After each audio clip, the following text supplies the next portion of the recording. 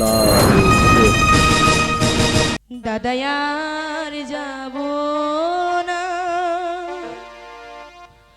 ওই স্কুলে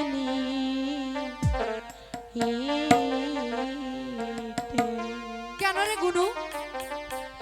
দাদায়ার যাব না ওই স্কুলে দাদা আর যাব না ওই স্কুলে পড়তে।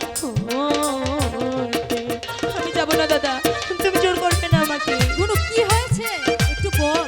বলছি দাঁড়াও।